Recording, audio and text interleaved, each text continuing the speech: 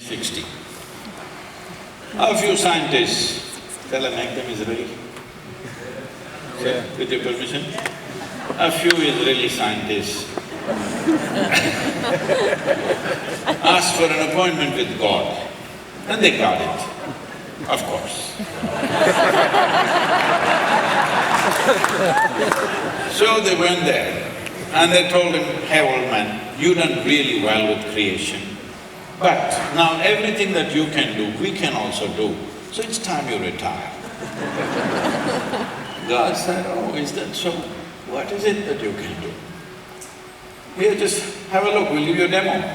They dug up a little soil, made a vague image of a human child, did so many things, and the child came alive. God said, "Okay, that's very impressive, but first get your own soil."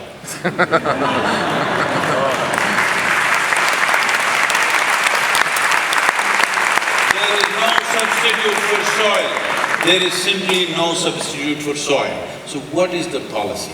The policy is this: whatever is your organic content right now, each nation can decide how many years, how much incentive, whatever, but you create an incentive that if a farmer gets his farm to 3% organic content, which is the minimum needed for all these organisms to reasonably be well nourished, if he gets it to 3%, he will get a certain incentive.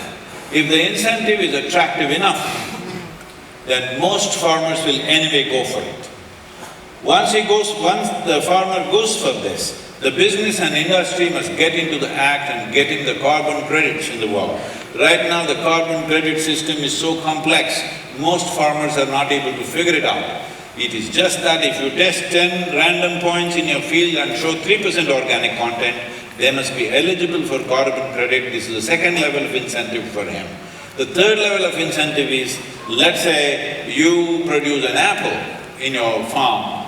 Now you are producing an apple at 1% organic content in the soil. What nutrients it has? If it is 3% organic content, what nutrients it has? We know the science already. So if it has this many micronutrients extra, naturally it will sit on a higher shelf in the marketplace. So you may have to pay a little extra, but instead of eating 5 apples, you need to eat 1 apple to get the same nourishment. But if my farm is 6% organic content, then my apple will sit on a higher shelf and it will cost more, but instead of eating 10 apples, you have to eat 1 apple. That's the difference it will make in our food consumption. So these 3 levels of incentives need to happen in every nation, otherwise farmers will not go for it. You know, in India right now, 63% of India's population is in farming. When we made a survey, we realized not even 2% of the farmers want their children to become farmers. This is a disaster. In another 25 years, when this generation passes, who will grow food for these massive populations that are growing in the world? So it is extremely important. We are again going to nations which has less population and more land and trying to convert them into industrial agriculture. Right now everybody is crying about the war because nearly 30% of the wheat is coming from those 2 regions. One is being bombed, another is banned, and wheat production, 30% of the wheat production is missing in the world. And already World Food Program is saying at least half a dozen nations will go into severe famine in the next few months, simply because that 30% of the food is missing, and richer nations are buying it up wherever they can buy it up, wherever it's available. The poorer nations will starve. This year, at least 6 to 7 nations could go into famine simply because of this one war. This idea of growing food where there are less people and more land, industrialize it, grow it for 25, 30 years, ruin that and go somewhere else. We've been doing this for a long time. This is not the way. Where people are, food should grow. It's very, very important. If this has to happen, the farmer should earn, if not more, as much as a doctor or an engineer or a lawyer. A farmer should earn as much. Otherwise, young people are not going to stay.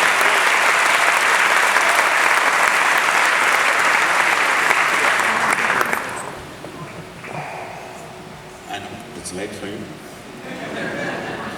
I'll tell you one of mine. My great-grandmother was an expert storyteller. So we are there for 30 to 40 days, and the vacation time is the only time when we meet her. It's about 36 of us, all cousin brothers and sisters living in various cities. We all arrive at our ancestral home, and it's one rollicking madness happening there. So in the evening, she'll start the story. Everybody will gather. And she's talking about a princess who starts combing her hair. By the time the comb reaches the end of her hair, our vacation is over. We say, what's next, what's next? We say, come next time. And she's over 100. She says, come next time. What do you do? Anyway, this is one story which stuck with me. This happened. There was a farmer who worked hard and broke the land and grew in those days. Then he had two sons. Both the boys worked hard and worked with everything. Then the time came, in those days in India, the land was never split among people. It was only the produce which was split.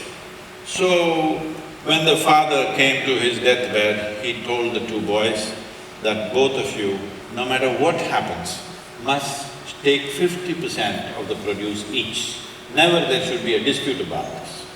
The boys said, yes, definitely. Then one boy got married and he had 1, 2, 3, 4, 5 children.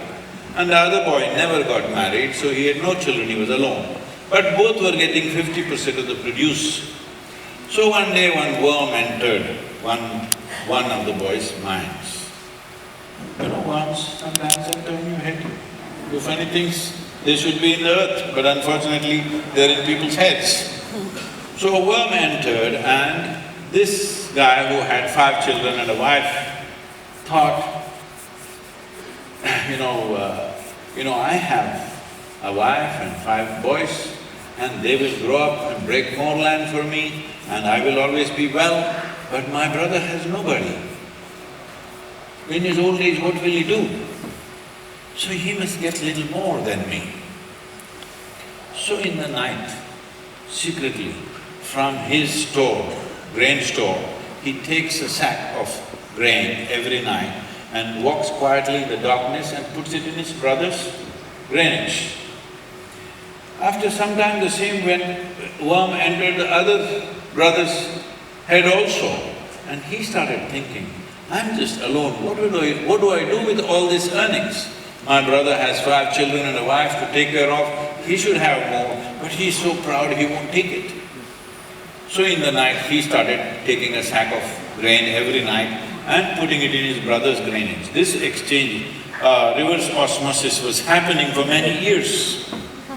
One day, the townspeople wanted to build a temple in the village, and they were looking for a site. But they couldn't find it at all. They were searching, they couldn't find a good site, because in India, a temple site is not just chosen by its advantage of location. It has to have a certain energy. It has to have a certain sanctity. They did not find any such place, so they were continuing to look.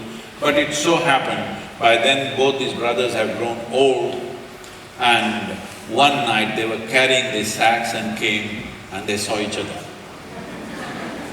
What was happening all these years, this reverse osmosis, his grain is going into this guy's storage, this guy is putting it back there. They looked at each other and they avoided, and they continued their journey and put the sacks there and went back. And then they died. After they died, the townspeople felt the place where they met on that night, carrying sacks of grain, trying to put it in the other person's granage without the other person knowing about it, and when they looked at each other, they felt so embarrassed that they looked away and continued their act. They thought, this is the best place to build a temple. Let's build a damn temple in this world. Yeah.